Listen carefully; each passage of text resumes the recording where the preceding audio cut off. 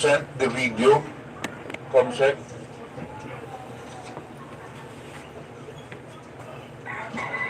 Chair, Mr. Chair, if the video is not yet ready, I have a ready short video. It's only about 40 to 45 minutes. Seconds. Hindi, yan yata. Seconds. Hindi, pagbigay, unahin na muna natin. Okay. Because this is the committee presentation. Ano ba ang problema?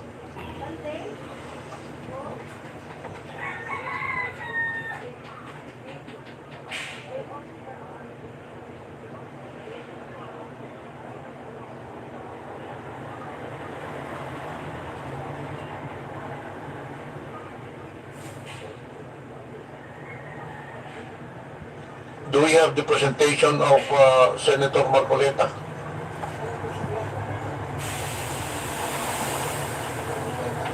"45 seconds or 45 minutes? What is the content of the video?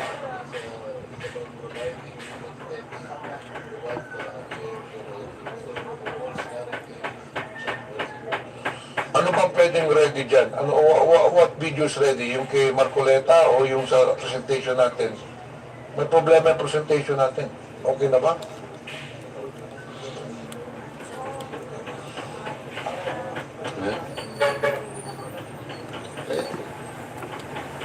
Anyway, while they are preparing the presentations, the discussions on this hearing will be focused on several issues. 1, bloggers. 2, social media platforms, platform policies and enforcement, algorithms and content moderation, fact-checking program, process of taking down posts, advertising and monetization. Number 3, independent media organizations, involvement in fact-checking initiatives like Check.Philippines, database of fake posts and peddlers, engagement with the public, key insights and experience. And the government agencies, if they will have any presentation or statement, NBI, DICT, BIR, AMLAC, PNP, COMELEC, and PCO, of course. And number 5, I don't know if we have celebrities here, but celebrities who are victims of fake news, and then afterwards we'll proceed to the interpellation. Okay na ba ang presentation? Mr. Chair, Senator Davante. if we don't have the presentation yet, I don't think that we have already recognized all of the resource speakers. We would like to ask that all of them be recognized today. Is there anyone from the resource persons that have not been acknowledged?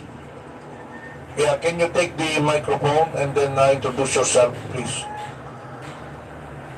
Magandang umaga po. Ako po si Mary Jean Kiambao Reyes or MJ Kiambao po sa Facebook. Good morning po, Mr. Chair. Sa ilan po niya po, old school Pinoy po. Thank you po. Meron pa bang iba? Wala na? Rina Seco po for Manila Broadcasting Company. Okay. Yes. Please recognize yourself. Mark Gamboa po. From? Vlogger po. Okay. Mr. Chair, I remember also the committee committed during the last hearing that I attended that we will also invite representatives from Philippine Inquirer and Philippine Star because of the issue that I raised. I raised then the issue that we are not only concerned with the fake news and the false narratives and false information being peddled in our society, but we are concerned as well with the truth that are being suppressed. Truth that might have given enlightenment and further information for our people, but they were deliberately and intentionally being suppressed for reasons that they themselves know. This is also alarming as well, Mr. Chair. So, I was promised by the committee last time that in the next hearing, representatives from these two giant broad seats will also be invited to shed light on the Representative information that Marcoleta, we share. according to the COMSEC, the representatives from Philippine Daily Inquirer and ano yung isa? Philippine Star Yes, Mr. Chair. were present during the last hearing. However, accordingly, there were no members to ask questions to them. So, is there any representative from Inquirer and Philippine Star at the moment? Wala. So then maybe we can invite them next time. We did not include them anymore today because they were already present during the last hearing. Does that follow, Mr. Chair, that because nobody questioned them in the last hearing, they can simply absent themselves today? We required them to attend the last hearing. And now we have invited other resource persons. May I inquire from the COMSEC, were they invited today so that we will be fair?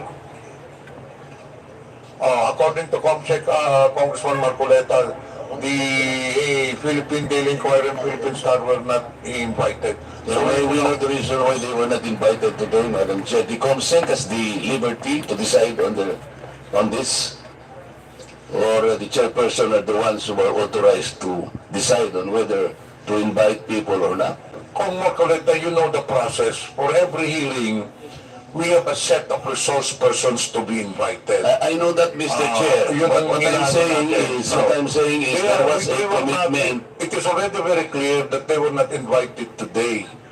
Because, to be fair with them, they were present during the last hearing and nobody asked questions. Kaya nga, hindi na sila nibita because we are focusing on other resource persons. Kaya nga po, yun ang if gusto that kong is- itanong. If that would be the case, if you would like to really insist, then we will invite them. Or if you want, if you can wait, we will call them and have them come here to send a representative. But let's not make this an issue. This will delay the hearing. I am Congressman, not can you making please, this an issue, Mr. Chair. I am please- simply asking kung sakali pong hindi sila Hindi nga natin nagtanong. na-imbita, Congressman Marcoleta. I'm Yun nga sorry po, to why say. would the COMSEC decide by themselves? Sana po yung chair ang magdi-decide. Yun lang naman po ang punto. The COMSEC cannot decide on who to invite or who cannot be invited. And chair po ang may prerogative. It was a prerogative of the chairman not to invite them because they were not asked questions already. Nagkagulo In na. fairness to them, they were diligent in attending the previous hearing, but unfortunately, nobody asked them a question. So it would be redundant to ask them to be present here again. So let me now proceed, Mr. Marcoleta, to other matters. May I ask that the short video, Mr. Chair, be shown because that will provide context already. In that case, COMSEC, please.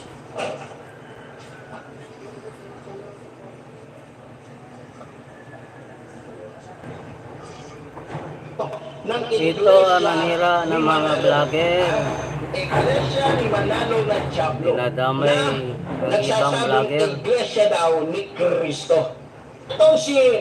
Itong si Marcoleta ay talagang demonyo din na katulad po ni Kibuloy. Paano ko nasabi? Mamaya po papaliwanag ko sa inyo kung gaano po ka-demonyo yung putang inang Marcoletang ito. Itong malaking matang itong diputang ito na masasabi mo talagang Diablo rin katulad ni Kibudok.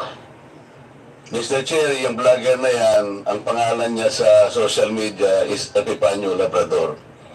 Hindi ko po siya kilala. Narinig po ninyo kung murahin niya yung aking relihiyon na kinabibilangan. At pati po ako pinagmumura niya, tinawag po niya akong demonyo lahat.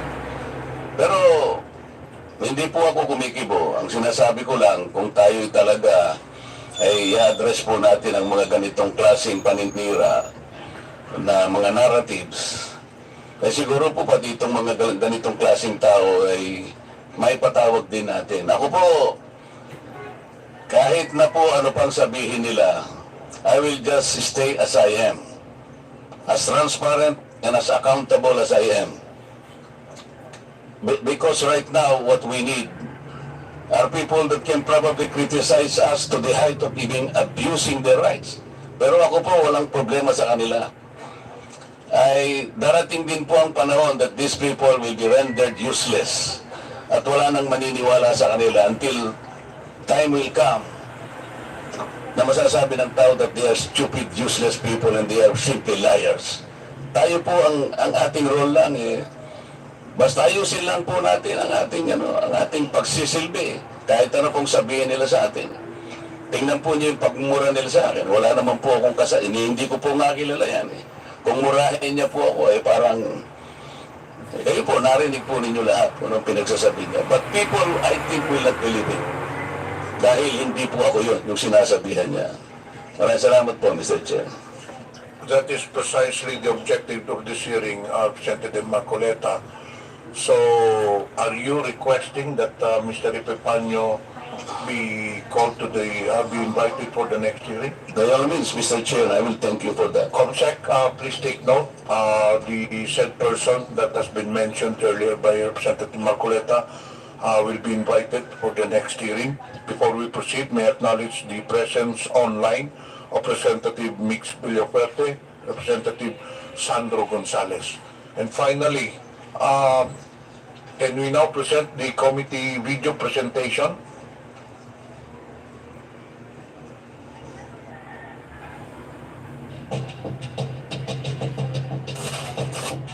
Ano namang impormasyon, mabilis na ma-access sa pamamagitan ng internet at social media. Listening portable sa online marketplace. Trabaho ba ang kailangan mo? Marami ring online job postings. Pero ang problema, may itong mga bad actors na nagkalat sa internet. Kung di ka maingat, mabibiktima ka ng online seller na scammer. Ang binili mong cellphone, bato pala ang laman. Bato! Mga Eden, bato! Mga Eden, bato ang laman! Nangyayang pera ko, mga Eden! Ang online job application mo, elaborate phishing scam pala para sa identity theft. At ang news na binasa at pinanonood mo ay maaring disinformation campaign o fake news. Ganyan. Tingnan niyo lamang ang mga bidyong ito na nagsisirculate sa social media kung saan sinasabing ang Luzon kasama ang Palawan ay dati umanong teritoryo ng China. At natatandaan niyo pa ba ang mga celebrity death hoax na ito? Patay na raw si Chris Aquino, si Kuya Kim, si Gary Valenciano, si Doc Willie Ong at si Jaime Fabregas. At maging ang death hoax ni Celine Dion, kumalat din sa ating mga social media feed. Marami pang ibang example niyan. Pero ang pinakamabigat ay maraming disinformation campaign na layuning guluhin ang ating lipunan. Sa ating bansa na may 87 million internet and social media users, tinatayang 90% ang nakabasa na o nakapanood na ng political fake news. Sa survey naman ng social weather stations, lumalabas na 51% ng mga Pilipino ang hindi kayang tukuyin kung fake news ang kanilang nababasa o napapanood. Mabigat ang implikasyon nito. Ang propaganda, maling impormasyon at peking balita ay maaaring magresulta upang mabawasan ang tiwala ng taong bayan sa mga demokratikong proseso. Kaya mahalaga ang pagpapatibay ng mga safeguards sa pamamagitan ng lehislasyon ng mga batas na magbabalanse, karapatan ng malayang pamamahayag at pagbabantay sa fake news. Yan ang paraan upang supilin ng mga bad actors na layuning manggulo sa ating bansa. Okay, thank you, Comsec. Before we proceed with the interpellations, Mr. Chair, yeah, do you have other bloggers that we have today? We would like to know if there are other bloggers present right now. Comsec, can you read again the vloggers present and those who are absent? Your Honors, in attendance for today's meeting, the following vloggers: Ms. Elizabeth Joey Cruz, Ms. Ethel Pineda, Ms. Crisette Laureta Chu. Mr. Chair, they're here. We'd like them to stand up and acknowledge the recognition. We already did earlier. I just told them to raise the right hands. Anyway, we have 18 invited social media personalities or quote-unquote bloggers, and I don't know how many are present. But anyway, we'll now proceed with the... can you read again the the bloggers present? Miss Elizabeth Joey Cruz, Miss Ethel Pineda, Miss Grisette Loretta Chu, Mr. Mark Anthony Lopez, Miss Mary Jane Kiambao Reyes, Dr. Richard Tesoro Mata, Attorney Trixie Cruz Angeles, and Mr. Mark Louis Gamboa. So there are at least about 7 to 8 out of 18 Pera. social media personalities present. Mr. Chair, some of these bloggers have their lawyers with them. I'd like to find out if these lawyers will be allowed Yes, I think former Secretary Silvestro Bello is standing as lawyer for the social media personalities, correct? Yes, yes, Your Honor. I would like to confirm that we represent Miss Chrisette Chu as our client, and the other bloggers and who are here present and who have their own counsel, but we collaborate with the third counsel, Your Honor. Thank you, Representative Paduano. Mr. Chairman, can we ask Attorney Bello? Sir, can you mention all the names that you represent as counsel? Kasi po, for the information of everyone, si Attorney Bello po has already entered his appearance during the previous hearing, where in fact he was allowed to speak for on behalf of the client during that hearing. Now, just to reiterate, Attorney, sir, paki-mention po kasi we have invited at least 18 bloggers, and present as of today is only 7 or 8 mentioned by the COMSEC. So who are those bloggers being represented as counsel by former Secretary Bello? Yes, Your Honor. As I stated earlier, we represent Miss Chrisette Chu. And in addition, Your Honor, as collaborating counsel, we have the following bloggers, Your Honor. Miss Mary Jane Reyes, Miss Trixie Angeles, Miss Joy Cruz, Miss Aaron Peña, Mr. Ahmed Paglinawan, Miss Ethel Pineda Garcia. That's all, Your Honor. Mr. Chair, how many of them are present? Can you count, COMSEC, ilan ang social media personalities na present in your record? Out of 18. Correct. My estimate was 8. Representative Paduano. Thank you, Chairman. Anyway, out of the 8 mentioned by former Secretary Attorney Bello, ilan po yung nandito ngayon? 8. No, the client being represented by Attorney Bello. They are 7, Your Honor. 7 is present today. Yes, together with our client, Ms. Chrisette Chu. And those absent today, out of 8 ata yung, you mentioned 8 names?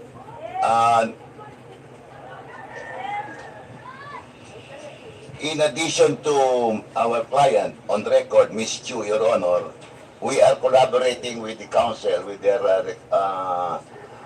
counsel, Attorney Gonzales. They are only 6 present this morning, Your Honor. And who are those absent today? Paki-mention na po yung absent. Para ma-check lang po sa record, dun sa invitation that was sent to them, kung ano pong status nun. We only represent, Your Honor, those, in collaboration, only those who are present this morning, Your Honor. Only those? Yes, Your Honor. So that's, Mr. Chairman, that's on record that they will only represent those present today. Yes, Your Honor, those present today. Only in collaboration with their counsel on record. And Sir, hindi ko po ma-remember if the co-counsel of those bloggers have already entered their appearance during the previous hearing.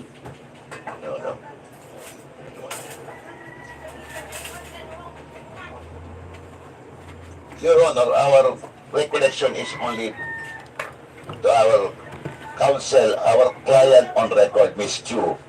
As to the other bloggers present this morning, we only appear in collaboration with their counsel on record, Your Honor. So, all the counsel for those other bloggers present today, nandito ba? Hindi ba?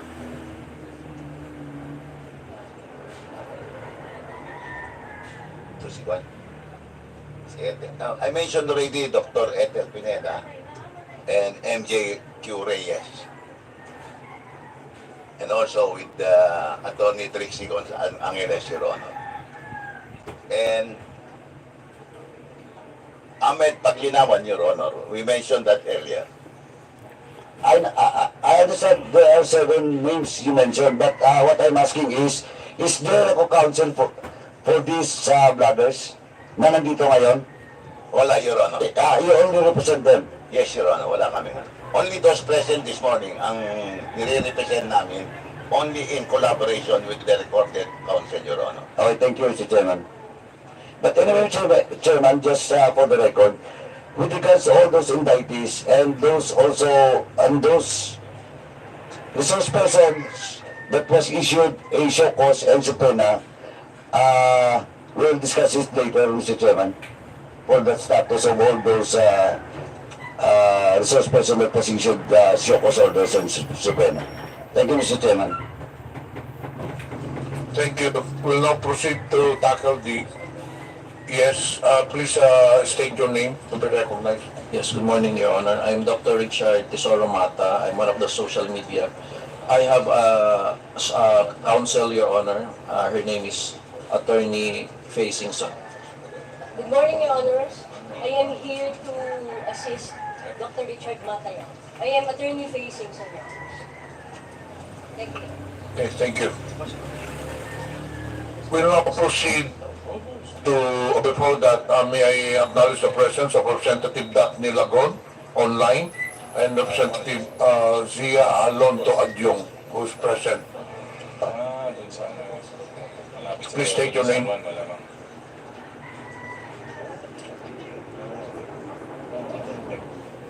Mr. Chair, I would like to I would like to inform the Honorable Committee the presence of my counsel with me to be put on record. Okay, your counsel, please. Good morning, Mr. Chair. I'm Attorney Mark Anthony and Manuel Counsel for Ms. Elizabeth Joey Cruz. Thank you.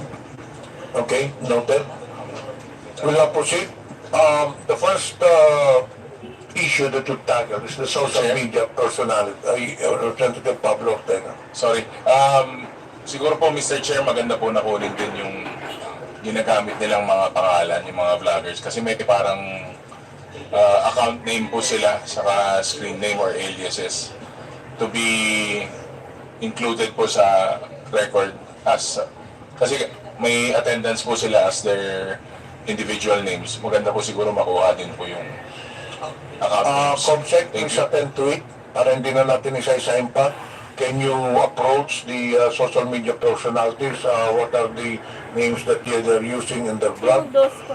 Are there any statements from the social media personalities? Do you have a leader or a spokesperson? Yes, proceed. I'll give you 2 to 3 minutes for a statement.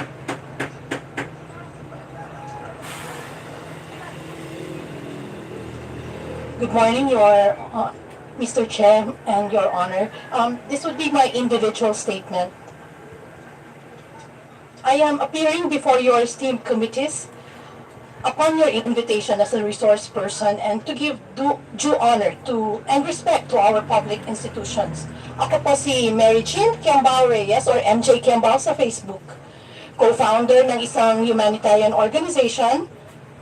I am actively involved in providing assistance to indigent pediatric patients and communities affected by natural disasters for almost 2 decades now. And as such, I'm exposed to the sufferings of many of our countrymen. Dahilan kung bakit ho masidhi ang aking layunin na labanan ang korupsyon na siyang nagdudulot ng masidhing paghihirap Nauunawaan ko na ako po ay ipinatawag sa hearing na ito bilang isang resource person ukol sa usaping fake news. Dahil sa mga nagkalat na balita ngayon kung saan labis na nadudungisan na ang aking pangalan at nadidikit sa mga salitang fake news purveyor, pogo bloggers, China paid, narco blogger, nadudungisan ang pangalang pinakaiingatan at ko at ng aking mga magulang. Kaya nais ko lamang po sanang linawin ang mga sumusunod. Bagamat walang masama sa pagiging isang blogger, I cannot really categorize myself as such. Ako po ay isang karaniwang Pilipino lamang na nagsusulong ng good governance at free speech mula pa noon, bago pa man lumaganap ang paggamit ng social media. Hindi po ako pro or anti-Marcos or Duterte or any other politician. Ako po ay pro good governance. Sumusuporta po ako sa bawat pinuno at bawat Pilipinong nagtataguyod ng maayos at malinis na pamamahala at malayang pamamahayag at pagpuna. Hindi po ako tagapalita. I am not a journalist. I only react and opine to news and current events online. I criticize and yes, I admit sometimes I have my biases, but I do not hit below the belt or resort to ad hominem statements. Issue-based lamang po ako. Lalong hindi po ako nagsusulat o deliberately nag-share ng fake news. Bagamat hindi ko pinasok ang mundo ng pagbabalita, ako po ay isang mass comm degree holder. Isa rin akong editor-in-chief noon at dala-dala ko pa rin ang mga pinag-aralan ko at code of ethics ng mga mamamahayag. Ang bawat opinion ko at reaksyon sa social media ay base po sa aking katotohanan ayon sa aking karanasan, pinaniniwalaan at prinsipyong pinanghahawakan. Hindi po ako tumatanggap ng anumang bayad o pabor mula sa pogo, sa narco, China o sa kahit sinong politiko. I have always been against all forms of gambling and illegal drugs. Kabilin-bilinan po ng aking mga magulang, magdildil ka na ng asin. Huwag ka lang magnakaw at huwag mong ipagbibili ang iyong dangal. Nag-aral po ako ang maigi at kumayod ng gusto para maitaguyod ko ang aking pamilya at ang aking sarili sa marangal na paraan. Kaya masakit po na madikit sa mga ganong salita na yung mga fake news purveyor at narco-bloggers. Ngayon naman sa usaping China at West Philippine Sea, I do not claim expertise on this matter. Ang sa akin lamang bilang isang Pilipino, marapat lang na protektahan natin ang bawat isla ng ating bansa sa legal at mapayapang pamamaraan. I am afraid, Your Honor, na wala po ako masyadong maiambag sa usapin ng fake news, pogo bloggers, narco bloggers, as I am not in any way involved in any of that. I also cannot claim expertise on social media and blogging. In fact, my SOCMED account is not even monetized. Now, given my limited knowledge on the topics of this legislative hearing, ang maimumungkahi ko lamang sa ngayon ay dalawang bagay lamang. Una, labanan po natin ang fake news sa pamamagitan ng paglalabas ng mas maraming reliable information mula sa iba't ibang ahensya. Pangalawa, and more importantly, paigtingin po natin ang edukasyon ng bansa. Gawin nating mas matatalino ang mga Pilipino so they themselves can more easily decipher what is true from what is false. And I think everyone here sa mga kasama ko sa social media, support the efforts of the TRICOM. We agree that free speech and freedom of expression must be protected and that fake news, disinformation must be eradicated. These are our common grounds that unite us. We wish TRICOM every success. Yun lamang po sa ngayon ang aking maimumungkahi. Sakaling may mga issue sa mga susunod na pagkakataon ukol sa free speech anti-corruption at disaster relief operations kung saan mas doon po ako linya. At doon yung mas marami kong maiaambag ay handa po akong makipagtulungan.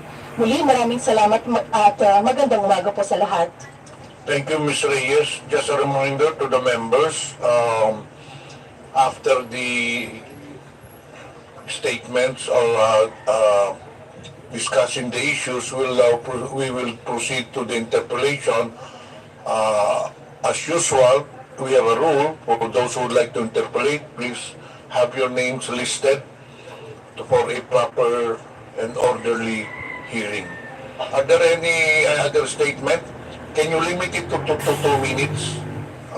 Okay, please state your name.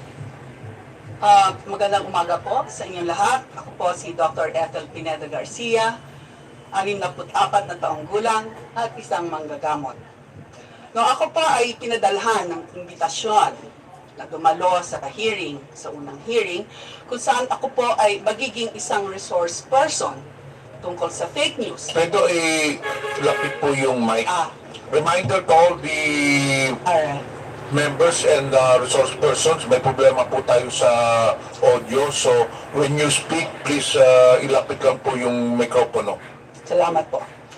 Nang ako po ay pinadalhan ng imbitasyon na dumalo sa hearing kung saan ako po ay magiging isang resource person tungkol sa fake news at ang pagpondo ng mga pogo at narcos, ay nasurpresa po ako dahil sa mga sumusunod. Hindi po ako gumagawa o nagsusulat ng news o balita. Ako po ay nagkokomentaryo lamang sa mga nababasa ko.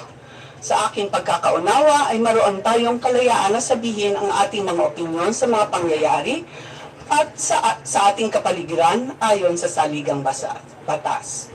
Wala po akong kaalaman sa pogo at narcos.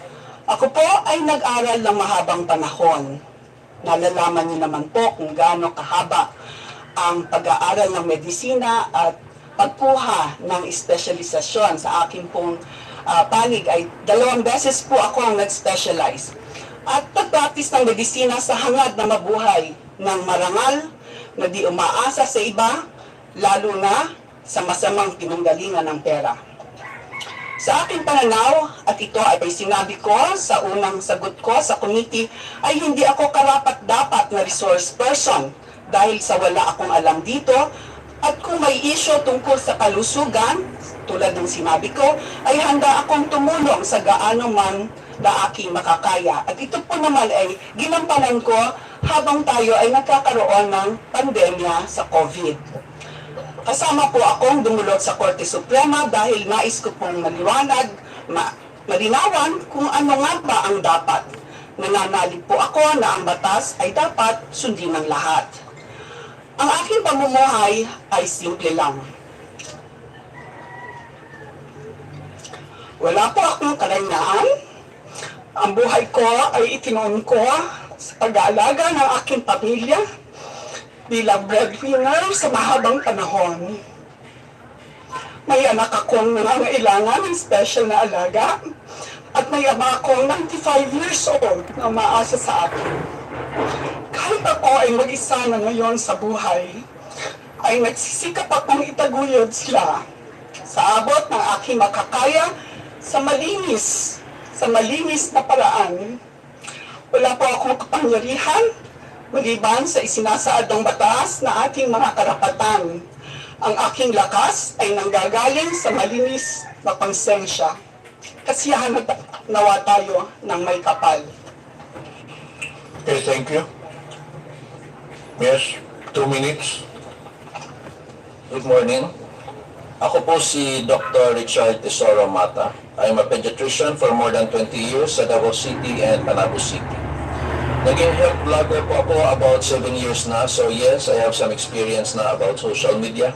At umabot na din ng about 3 million yung ating total followers. I understand that I have been invited to this forum as a resource person in aid of legislation. So here's po my 2 cents. Agree po ako sa inyo, Your Honors, na dumadami na po ang mga fake news online. Karamihan ay mga clickbait, yung gumagawa ng fake headlines para mapunta ka sa online shops dahil may commission sila to earn or just to gain more followers. Meron ring mga intentional na fake stories in order to destroy someone's reputation. Do we need to make a fake news law? In my opinion, may Cybercrime Prevention Act law na po tayo, which nasa inyo na po yan if you need to amend it. Noong March of 2024, isang former senator na married to a celebrity ay nag-file ng cyber libel sa isang YouTuber dahil sa mga malicious and fake stories about them. Based on that law, cyber libel is defined as the act of defaming or making false statements about someone online through computer system or similar means. So I do believe that the law is already there and functioning as it is.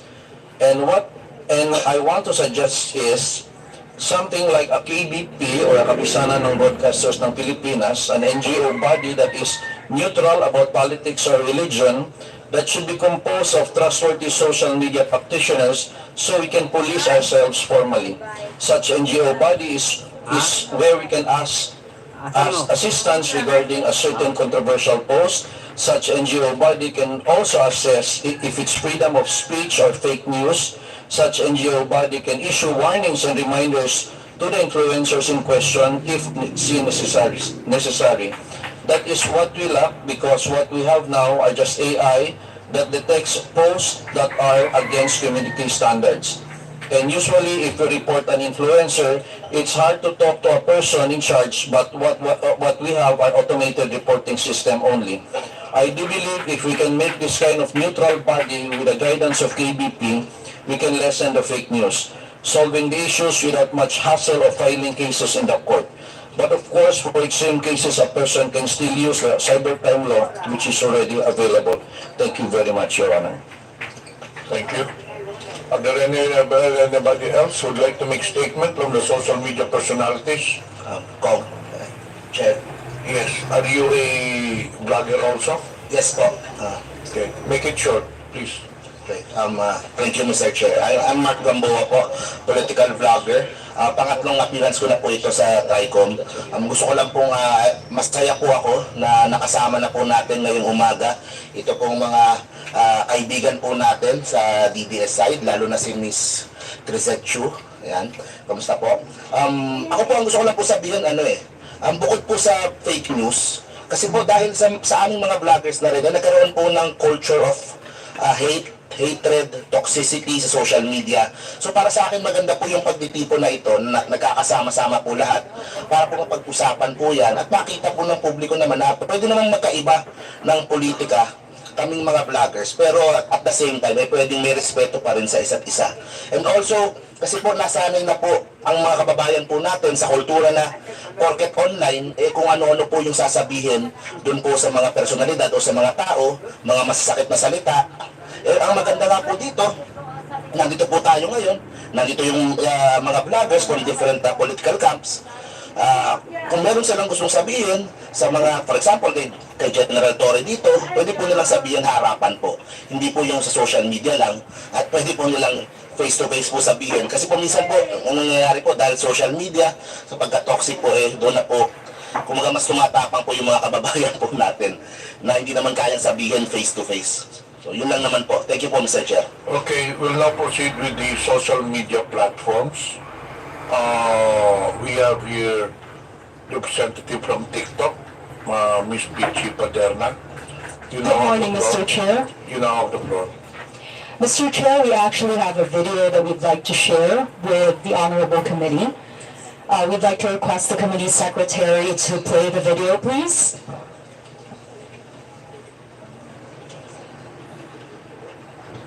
Comsec, is the video ready already? Then we'll get back to the social media platform. While the video is being prepared, we proceed to the independent media organizations. Do we have representatives from the independent media organizations? Meron po ba? Seems wala. So we'll now go to the government agencies. NBI, do you have any statement? None, Your Honor. DICT. Ilayin lagi ng kape. None, Your Honor. BIR.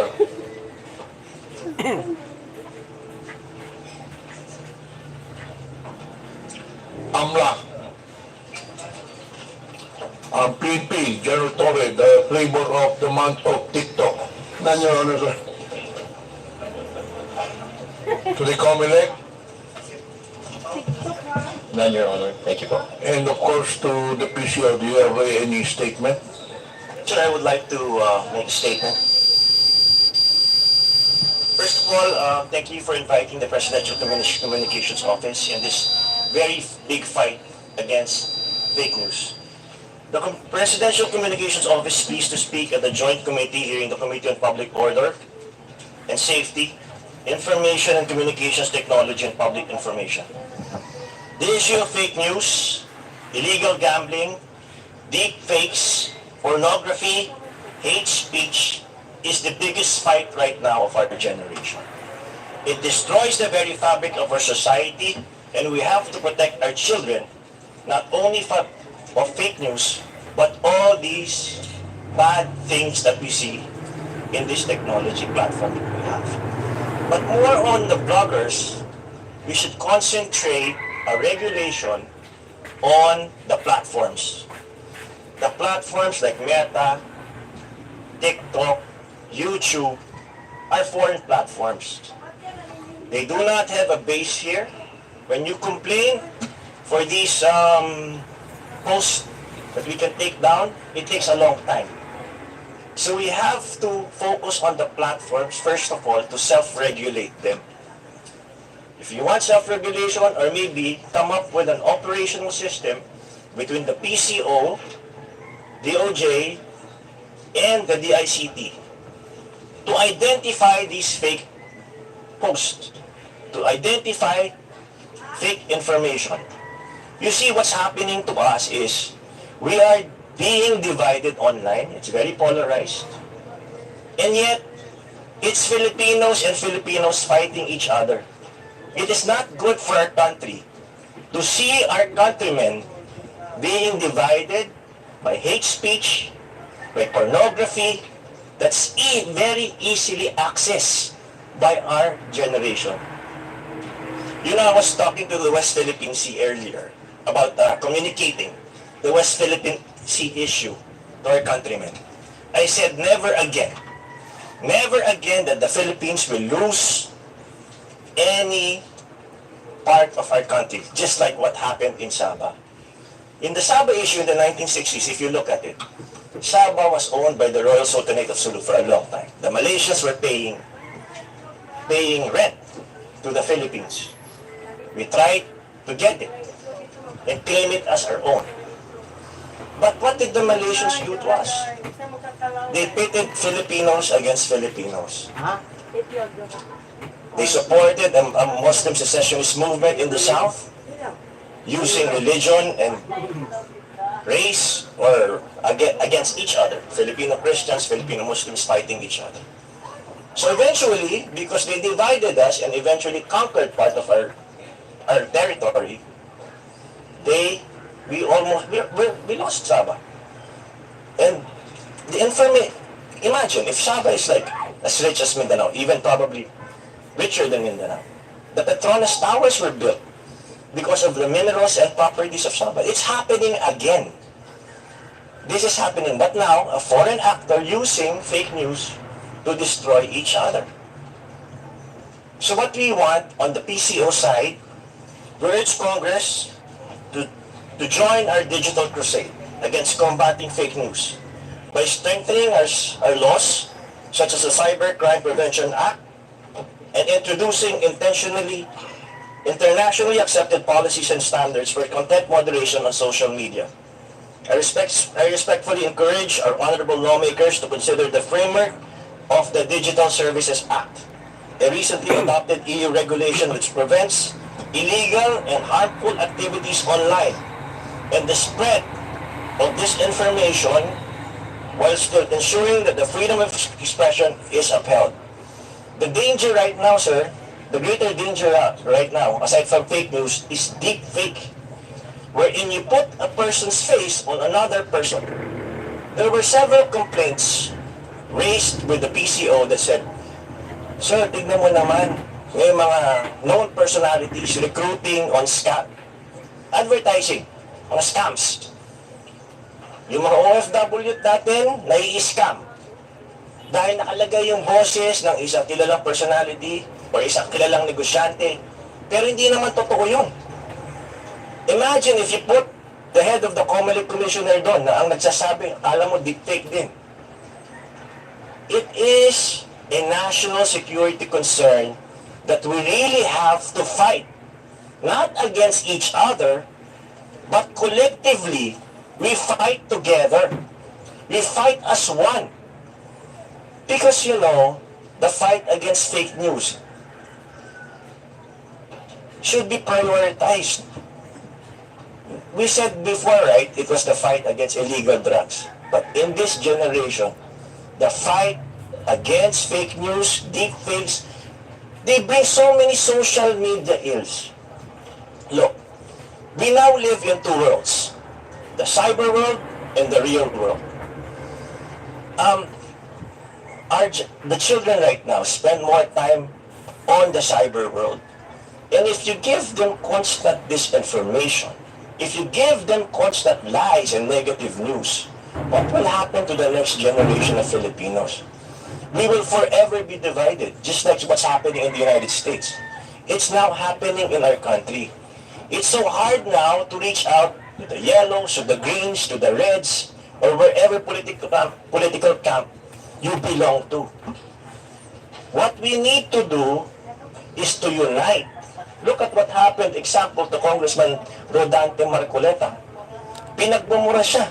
Nilait-lait ang kanyang religion. Tama ba yun? And yet, there's no regulation. There's no regulation. There's no punishment. So, on the part of PCO, we're trying to come up with an operational system wherein the DICT, the Department of Justice, and PCO should come up together to take down all these posts we consider national security concern and posts that divides Filipinos and spreading of fake news, and also the fight against illegal online gambling on the internet. It's not just fake news. There's so many ills there. But of course, with technology, there's good and there's bad. It can be a force of good. But we make sure that online, the voice of truth should be louder than lies. It should always be louder than lies. Because now, a lie told 1,000 times drowns out the truth. We don't know what the truth is anymore. So we make sure here, as PCO, we make sure that in PCO, our foundation are truthful facts. I urge everybody here, let's get our acts together. We are not the enemies. We should stand together. The enemy is fake news. Thank you very much, Mr. Chair. Thank you, Sec Ruiz. Before we continue, may I acknowledge the presence of Deputy Speaker David J.J. Suarez, and online we have Honorable Nelson Dayangiran, Honorable Raul Daniel Manuel, and Honorable Celso Rehencia. We will now proceed with the interpellation. As I've said earlier, to have an orderly hearing, may I request all the members who would like to ask questions to have your names listed. Please state your name. You have something to say? Yes, Mr. Chair. I would just like to inform the committee that Ms. Sastrogando Sasot was not recognized and was kicked out of the Zoom link that she was provided for. Unfortunately, ma'am, the Zoom meeting is exclusively for members only. Hindi po para sa hearing yun. The Zoom meeting is for members and the committee secretariat staff lang po. So if she's here in Manila, then she can attend the hearing. Abutin pa naman to ng mga another 3 to 4 hours. We have already 9 members who will be interpolating. We cannot, we would like to apologize because we cannot really accept that. It's exclusive for members and committee secretariat only. Mr. Chair, she was provided a Zoom link. A staff a while ago provided a Zoom link. According to the COMSEC, we did not provide anyone, any resource person, a Zoom link. So most probably it was leaked by a staff or a member. We don't know where the source came from. But again, unfortunately, sad to say, we cannot accept her because I reiterate what my previous statement, that it is exclusive for members of Congress only, or rather of this committee and committee secretariat. Okay? So please take note. We'll now proceed with the, may I acknowledge the presence of Honorable Ernesto Junicio.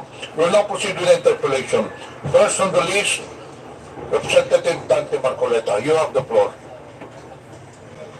Maraming salamat po, Mr. Chair. What I would like to say is not an interpellation. Maybe I will just make a very general manifestation, Mr. Chair, because up to now, I am not yet sure how how can we address this looming problem that the country faces in relation to fake news and deep fakes, false narratives and false information. In the face of certain gold standard set by our Supreme Court. This gold standard, Mr. Chair, came in the form of decisions. May I just cite at least 4 of them, Mr. Chair, for our sake. This concerns the conduct of public men, people in government, and how criticisms can be hurled against them and how should they respond to these criticisms. I think these are very important standards, Mr. Chair, in the wake of our desire to probably make laws in relation to free speech. The first one, Mr. Chair, is the case of Piabut versus Office of the Ombudsman, 303 Philippines 319. And I quote this: a public official, more especially an elected one, should not be onion-skinned. Strict personal discipline is expected of an occupant of a public office because a public official is a property of the public. He is looked upon to set the example how public officials should correctly conduct themselves, even in the face of extreme provocation. The second standard, or the second case that reiterates this standard, Mr. Chair, is United States versus Bustos, 37 Philippines 731. And I quote this: the interest of society and the maintenance of good government demand a full discussion of public affairs, complete liberty to comment on the conduct of public men is a scalpel in the case of free speech. The sharp incision of its probe relieves the abscesses of officialdom. Men in public life may suffer under a hostile and unjust accusation. The wound can be assuaged with the balm of clear conscience. A public officer must not be too-skinned with reference to comment upon his official acts. The third one, Mr. Chair, is Sason versus CA, 325 Philippines 1053. On this point, the rule is that defamatory remarks and comments on the conduct of or acts of public officers which are related to the discharge of their official duties will not constitute libel if the defendant proves the truth of the imputation. And the last one, Mr. Chair, is De Leon versus People 776 Philippines 701. And I quote this: while petitioners' declarations may be offensive, they are not actionable by themselves. Being sensitive has no place in this line of service, more so when allowing otherwise has the potential to create a chilling effect on the public.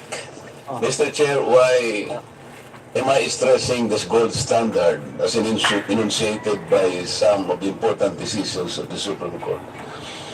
Because as public men, as public servants, I have cited an example earlier when one blogger attacked me indiscriminately, called me demonyo and all this. My defense to that, Mr. Chair, is not probably to ask him in public to explain or even ask for an apology or he be restrained by this committee. But I will just stand upright, as upright as I can, clean as I am, because people would judge me for what I am and for what this person could do against me. Yun lang po ang nakikita kong parang armas natin. Kapag nakikita nila tayo as transparent as we can to these people, people can easily distinguish na wala yan, sinungaling yan. Like, yun lang ang gusto kong maging karanasan ng tao, kahit na siguro hindi ko na siya i-demanda o pagalitan o gumawa ng action against him. It is enough that people would not listen to him anymore. That he will be rendered useless and people will just judge him as, you know, as a liar, somebody who peddles something that cannot be accepted by people. To me, that is already a consolation, Mr. Chair. So kung ating pong mga vloggers ay maaring napapasobra po yung kanilang pagkikriticize sa atin, talagang minsan po ay ganon. We have to strike a balance between the public affairs, between the public issues that must be deliberated completely and in the light of an extensive discussion of public affairs of government. You have to strike a balance between the importance of these issues discussed in public and the hostile accusation that might arise from this. Yun po yung gusto ko po. May mga batas naman po tayo once they attack us on a private site. Ang sinasabi po ito very, very easily. That could constitute libel pagka-personal na po. Kaya po nung tinawag niya po kong demonyo, okay, yun na po, personal na po yun. It's up to me to act kung gagamitin ko pa po yun. Pero sa akin po ay parang ano na lang yun. Katulad po nung nakaraan na pagdinig po, hindi ko makalimutan, isang abogado pa naman yun na nagbablog po na sinabi niya na huwag kayong maniwala sa pakulo at panliling lang ni Marcoleta.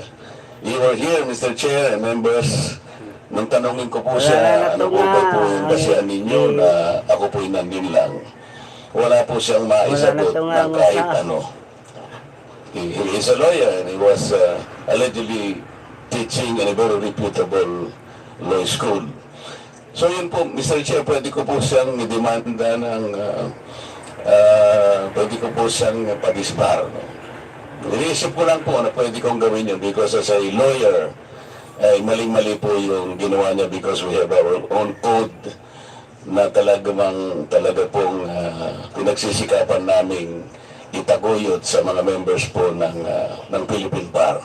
So, meron po tayong mga batas na umiiral, Mr. Chair. May libel, ando na po yung maring madispar po yung mga kamukha namin na members ng Philippine Bar na nasosobrahan na po yung sinasabi nila.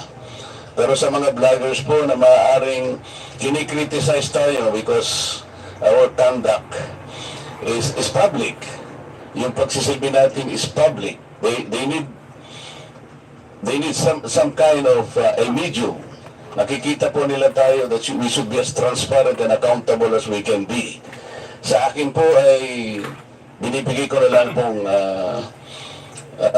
isang karapatan para sa kanila. Huwag lang po sana yung sumobra po na maging personal na po ang mga pangyayari. Maraming salamat po, Mr. Chair. Pati mga vlogger. Paalala lang po sa lahat, pakilapit po yung mikropono dahil may problema tayo sa audio. Medyo mahina po. Kamantay ka lang The next to interpolate, Video nga, Representative diba, Rod naipik? Gutierrez. Kaya todo nung patay na ubuhi pamanday. Muna ipik.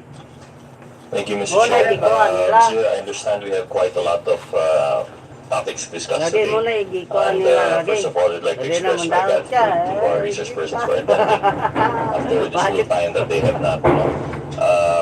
Although we have to recall that twofold po yung privileged speech ni Congressman Barbers.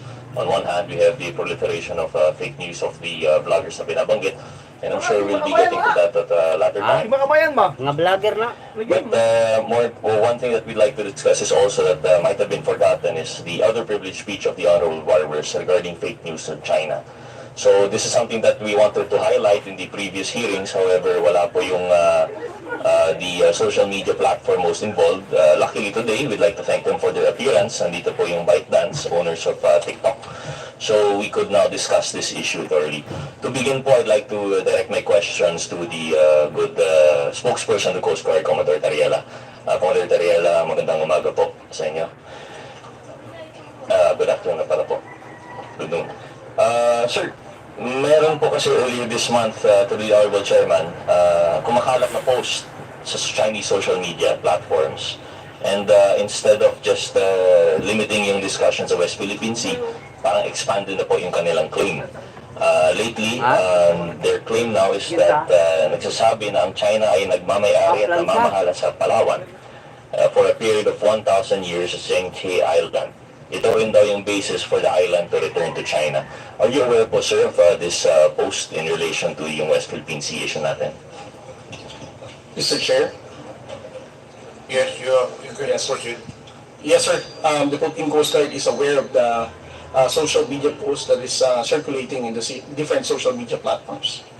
Mr. Chair, I think the committee secretary, just for the information of the body, is the committee secretary prepared to flash this figure 1 po?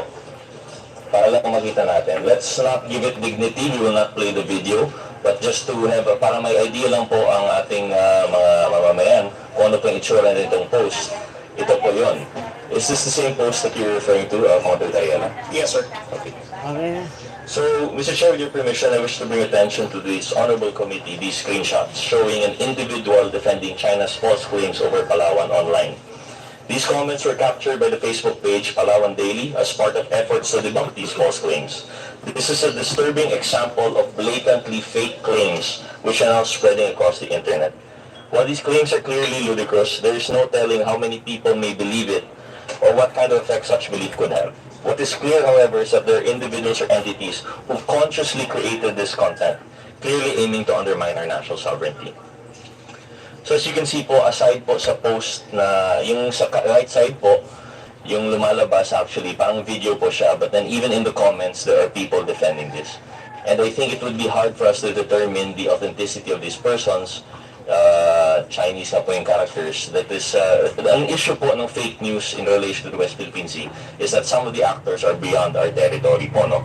So that's another aspect that would add complexity to the regulation of these things. But we'll go into that po siguro with TikTok later on. So, Commodore Tariela, sa buong panahon mo po sa PCG, nakarinig ka na ba ng parehong balita na kinaklaim ng China ang Palawan? Kailan po ninyo unang nalaman na may kumakalat na balita na sinasabing pag-aari ng China ang Palawan? Well, Mr. Chair, this is the first time that I heard about this, about the social media post. That kind of claim has never been done before by the People's Republic of China. This is their new narrative right now. Ang dating narrative po nila ay simply limited to the surface features in the West Philippine Sea po, no? But never have they claimed Palawan as having their ownership. Yes, sir. At kung nakita po ninyo yung comment, kasama rin po, yung isang comment doon, kasama na rin daw yung Luzon Island na inhabited daw ng China at pagmamayari po nila. Is that the first time for you to hear this claim also? Yes, sir. Alright, mga Ano po ba ang, well, if this is the first time, then obviously for us, walang claim.